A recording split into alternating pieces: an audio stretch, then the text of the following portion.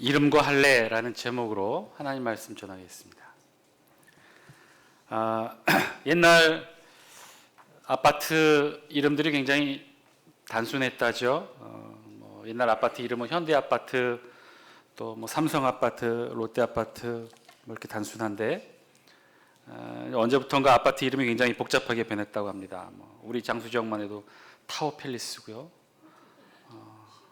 또 복잡한 이름 많아요. 미켈란 쉐르빌, 아카데미 스위트, 현대 하이페리온, 리버뷰, 레이커뷰 이렇게 복잡하게 아파트 이름을 지은 변하게 된 이유가 있다고 하죠. 뭐 때문에 그래요?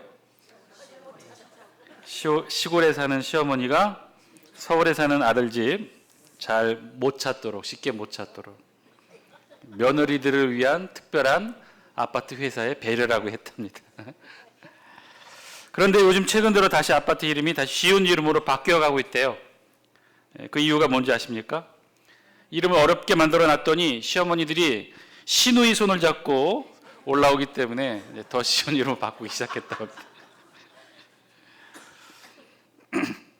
다양한 이름들이 많은데 이름을 가지고 만든 유머 가운데 이런 게 있어요. 옛날에 장나라라는 나라가 있었는데 그 나라에는 정우성이라는 성이 있었다고 합니다.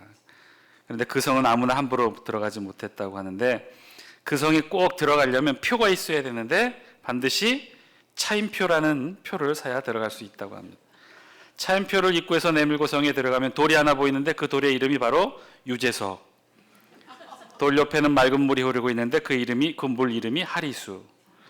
하리수가 흐르는 계곡 위에 다리가 있는데 송혜교라는 다리가 있고 그 다리를 건너면 정원이 보이는데 그 정원에는 꽃이 있는데 김미화라는 꽃이 피어 있다고 합니다. 장나라에서 가장 돈 많이 버는 부자는 강부자이고요.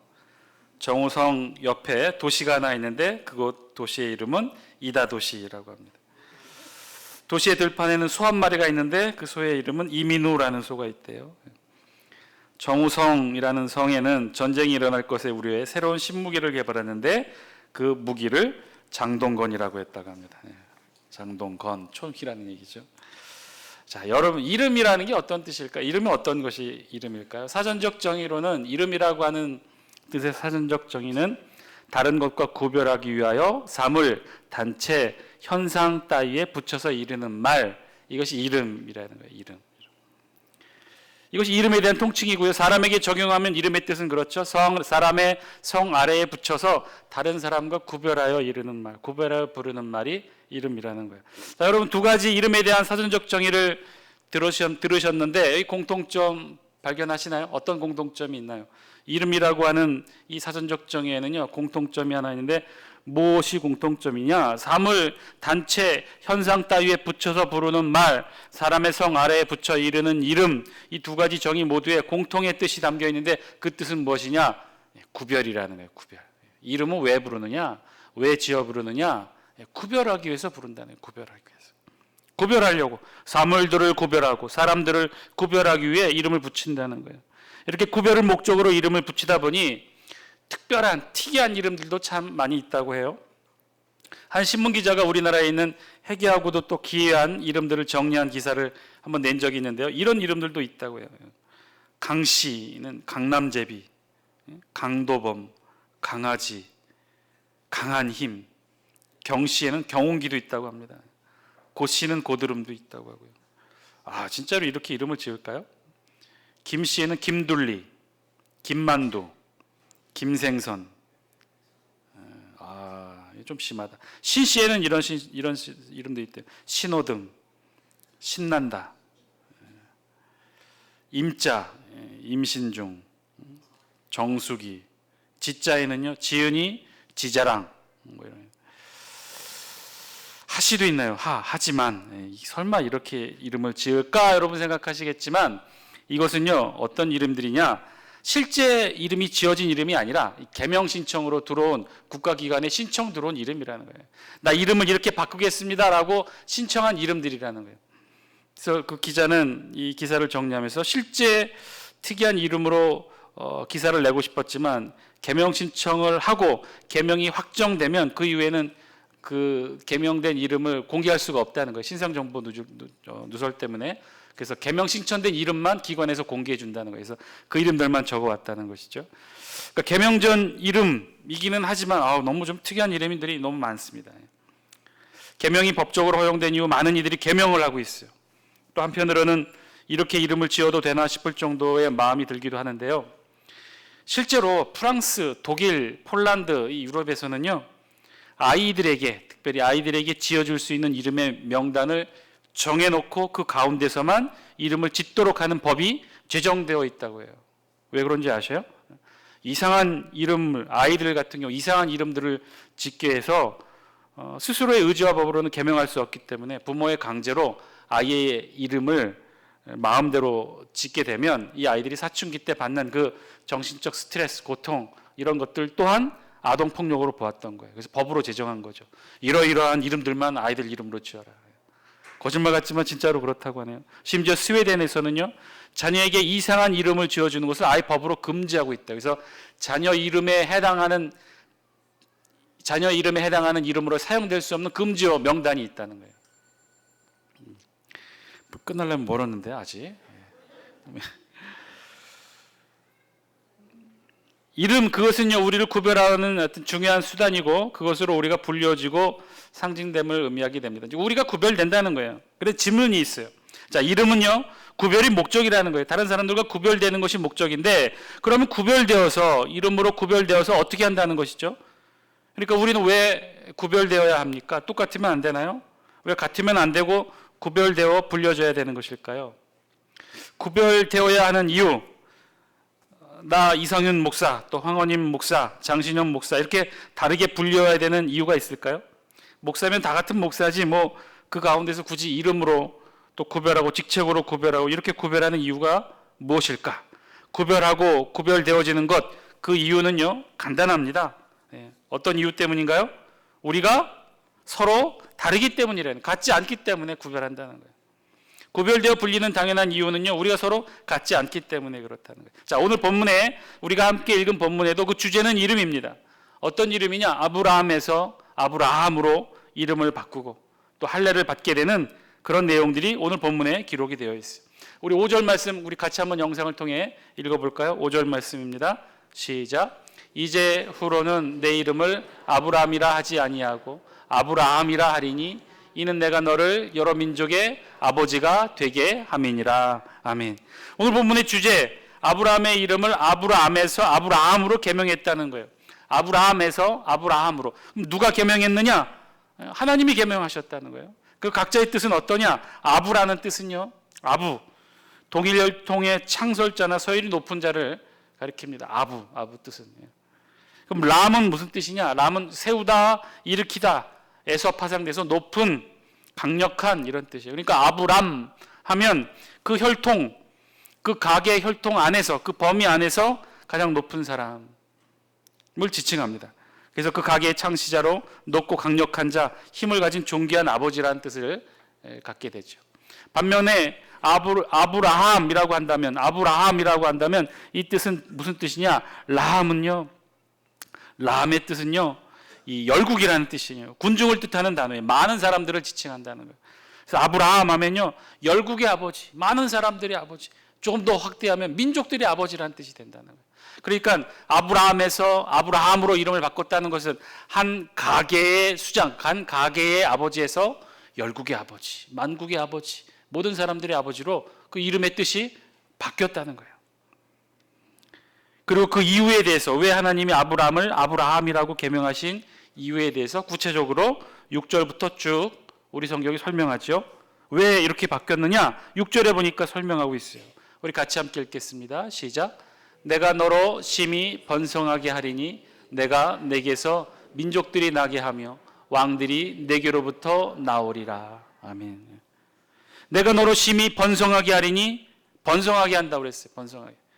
직역하면 내가 열매를 많이 맺게 하겠다. 하나님께서 주체가 되셔서 많은 풍성한 열매를 맺게 해줄 것을 약속하고 있어요. 그런데 그 정도는 아브라함이 아니라 아브라함이 되어도 충분히 누릴 수 있었을 것입니다. 달라지고 구별되는 포인트는 그 다음부터죠. 어떤 부분이에요?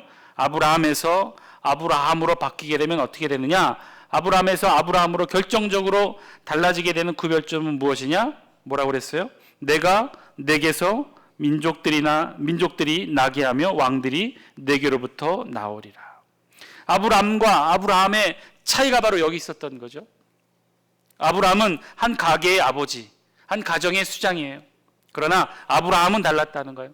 한 가정이나 한 가게의 수장이 아니라 민족 전체, 여러 민족들의 아버지, 수많은 왕들의 아버지로 하나님이 만드시겠다는 거예요. 첫 번째, 아브라함과 아브라함의 이름의 차이, 그것은요 굉장히 컸어요. 한 가정이라고 하는 작은 울타리를 넘어서 하나님께서 그것을 벗어나게 해주셔서 민족의 아버지, 민족들의 아버지로 아브라함을 만들어주기 위해 아브라함의 이름을 아브라함으로 바꾸셨다는 거예요. 두 번째 7절이에요. 뭐 때문에 바꾸셨느냐? 7절 읽습니다. 시작. 내가 내 언약을 나와 너 및 내 대대 후손 사이에 세워서 영원한 언약을 삼고 너와 내 후손의 하나님이 되리라. 아멘. 두 번째, 아브라함과 아브라함의 차이는 무엇인가요? 언약의 당사자가 바뀌게 되었다는 거예요. 자, 언약의 당사자. 하나님이 누구와 언약을 맺으셨습니까?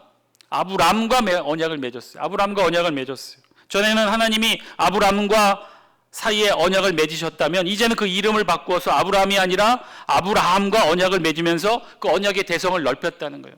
아브라함 한 사람만이 아니라 나와 너에서 내 대대 후손 사이에 하나님께서 언약을 맺으시겠다는 거예요. 그래서 아브라함의 이름을 바꾸셨다는 거예요. 아브라함에서 아브라함으로 그 이름을 바꾸게 된 것이 무엇 때문이냐? 두 번째 이유는요, 하나님의 언약의 대상을 아브라함 개인에 대해서만이 아니라 아브라함을 포함하고 있는 모든 후손들과도 하나님이 언약을 맺기 위해 그 이름을 바꾸셨다는 거예요. 즉 하나님의 언약의 대상의 지평이 바뀌었다는 거예요. 아브라함 개인 한 사람에서 아브라함이라고 하는 열국의 아버지, 그 후손들까지도 다 포함하는 언약의 대상으로 바뀌게 되었다는 것이죠. 하나님의 언약의 대상자가 아브라함에서 아브라함으로 넓혀진 것이에요. 아브라함뿐만 아니라 아브라함의 모든 후손에까지도 하나님의 언약을 이루시겠다, 약속하시겠다는 거죠. 그러니 자연스럽게 아브라함의 하나님에서 아브라함의 하나님, 만국의 하나님, 열국의 하나님, 너와 내 후손의 하나님이 되시겠다라고 우리 성경을 통해 하나님이 말씀하신 것이죠. 그리고 세 번째, 왜 이름을 바꾸셨느냐? 그 이유 8절이에요. 함께 읽습니다. 시작. 내가 너와 내 후손에게 내가 거류하는 이 땅, 곧 가나안 온 땅을 주어 영원한 기업이 되게 하고 나는 그들의 하나님이 되리라. 아멘. 이제는요, 하나님이 아브라함의 하나님에서 아브라함의 하나님으로, 그리고 이제는 땅의 하나님으로, 적과 꿀이 흐르는 축복의 땅의 하나님으로 가나안 온 땅을 주어 영원한 기업이 되게 하고 나는 그들의 하나님이 되리라. 우리의 땅의 하나님이 되시려고 하나님이 이름을 바꾸셨다는 거예요. 아브라함에서 아브라함으로 이름을 바꾸셨다는 거예요. 자, 오늘 본문을 통해 하나님께서 아브라함의 이름을 아브라함으로 바꾸신 부분에 대해 말씀을 통해 살펴보았어요. 여러분, 하나님은 왜 아브라함의 이름을 아브라함으로 바꾸셨나요? 그 이유가 충분하고 합당한가요? 그렇죠. 이름을 아브라함에서 아브라함으로 바꾸신 이유 충분히 있었어요. 그것은 무엇이었습니까? 아브라함과 아브라함은 같았어요? 달랐어요? 하나님이 이름을 바꾸신 이 6절, 7절, 8절의 내용으로 보면 그 전에 아브라함과 이후의 아브라함이 같습니까? 틀립니까? 달랐다는 거예요. 하나님이 다르게 모셨다는 거예요. 아브라함과 아브라함, 그래서 오늘 본문에 의하면요, 하나님의 말씀에 의하면요, 전혀 다른 사람이에요. 구별될 뿐만 아니라 전혀 같지 않은 사람이에요. 누구에 의해서? 하나님에 의해서. 그 전까지 아브라함은요, 그저 한 가정의 아버지였어요. 한 가게의 수장이었을 뿐이에요. 그러나 아브라함에서 아브라함으로 이름이 바뀌게 되자 아브라함은 더 이상 한 가정에 머물 수가 없었어요. 민족의 아버지고 민족들의 아버지가 되고 왕들의 아버지가 됩니다. 언약의 당사자도 아브라함은 달랐어요. 더 이상 아브라함 개인만이 아니라 아브라함의 후손들까지도 하나님이 언약의 파트너로 삼으시겠다는 거예요. 그래서 하나님은 이제 더 이상 아브라함만의 하나님이 아니라 아브라함의 하나님, 모든 후손의 하나님이 되시겠다라고 이름을 바꾸시면서 전 세계를 향해 선포하신 것이죠.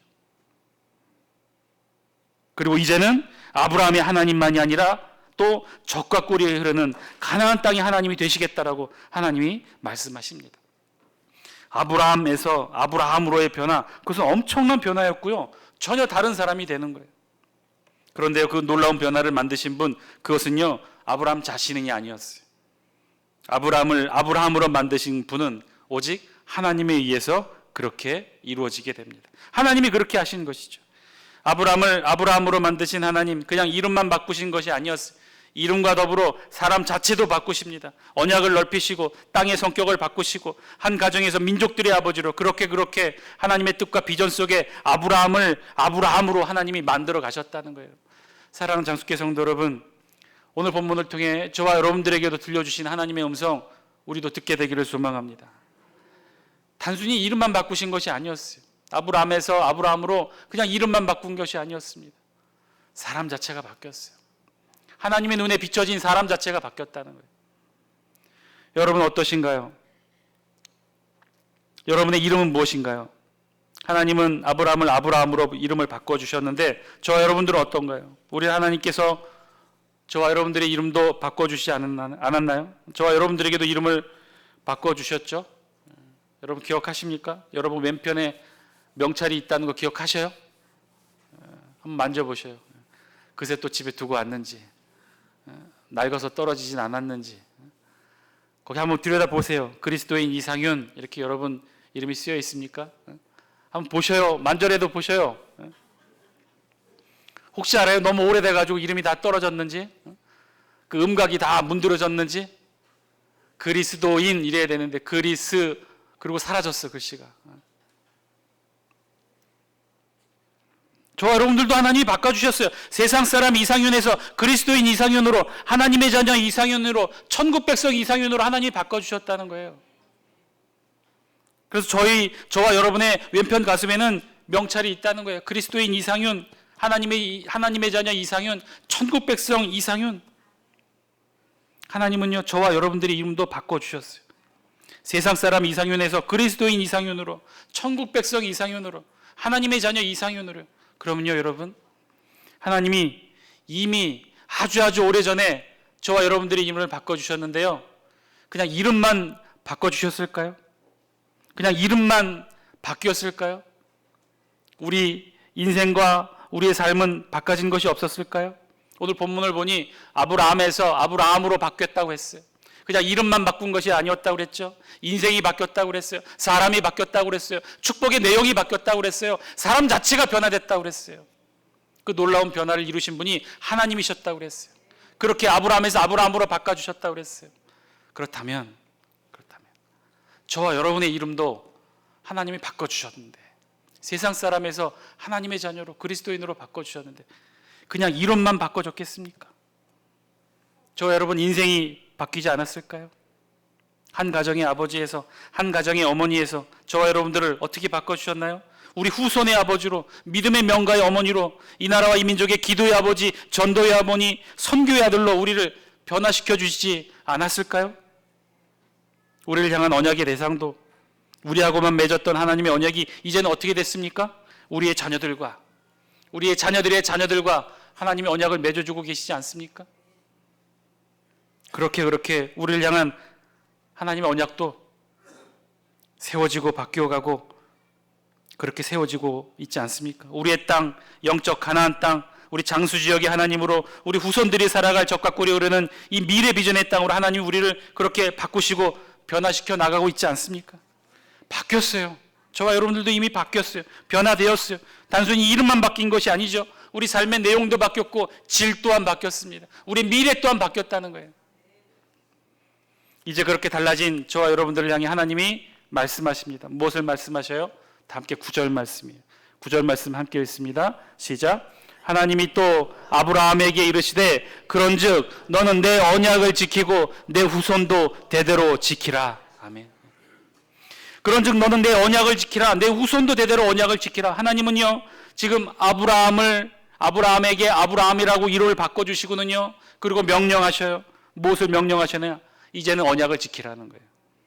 이제는 달라졌으니 언약을 지키라는 거예요. 그 언약을 그런데 어떻게 지키느냐? 10절 말씀이에요. 같이 함께 읽습니다. 시작. 너희 중 남자는 다 할례를 받으라. 이것이 나와 너희와 너희 후손 사이에 지킬 내 언약이니라. 아멘. 할례를 받으라는 거예요.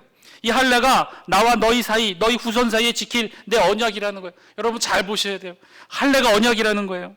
사랑하는 장수교 성도 여러분, 어떻게 할례가 언약이 될 수 있을까요? 하나님께서 아브라함에게 요구하시는 것, 언약을 지키라는 것이었어요. 그런데 오늘 본문에 의하면요, 그 언약은요, 할례를 받으라는 거예요.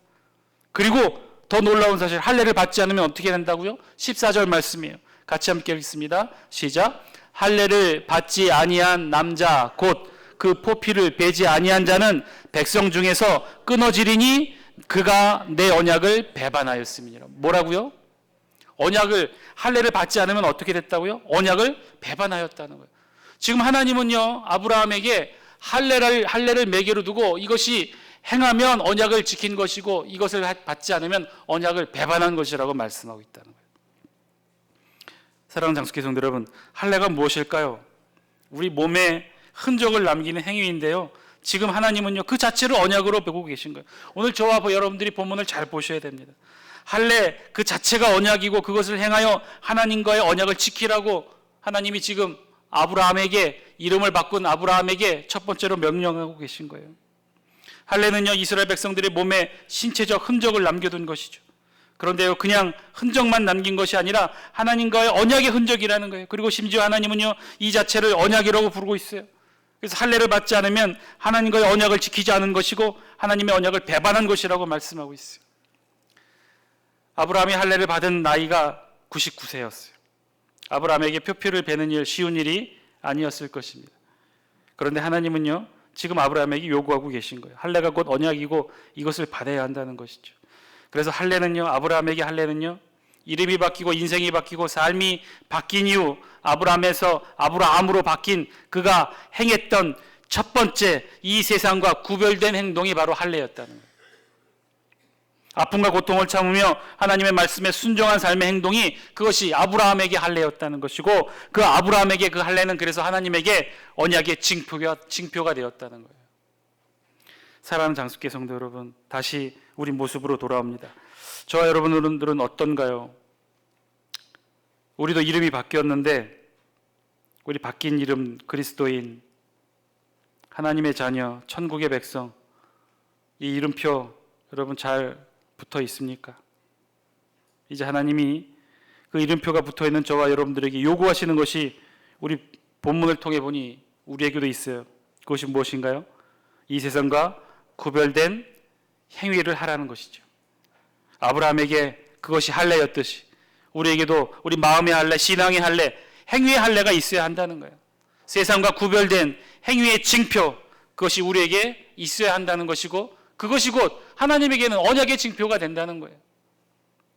세상과 구별된 행위의 징표, 이것이 여러분들에게 있습니까? 신앙의 할례가 여러분들에게는 있습니까? 세상 사람 이상윤과 그리스도인 이상윤을 구분해 줄 수 있는 그 행위의 징표가 우리에게는 있습니까? 사랑하는 장수교 성도 여러분, 있게 되기를 소망합니다. 아니, 있어야 됩니다. 오늘 본문에 보니 그것이 곧 언약이라고 했어요. 다 할례를 받으라. 이것이 나와 너희와 너희 후손 사이에 지킬 내 언약이니라. 할례를 받지 아니한 자는 백성 중에서 끊어지리니 그가 내 언약을 배반하였음이니라. 우리의 이름에 부끄럽지 않는 신앙의 행위가, 이 세상과 구별되는 신앙의 행위가 저 여러분들에게 있게 되기를 주의 이름으로 간절히 축원드립니다. 우리 그 예화 있죠. 나폴레옹이 한창 전쟁 중에 막사를 순찰했다죠. 어느 한 막사를 지나는데 막 병사들이 서로 싸우고 있었다는 거예요. 근데 싸우는데 자세히 들어보니 그 이름이 기가 막힌 거예요. 무슨 이유 때문에 기가 막혔느냐?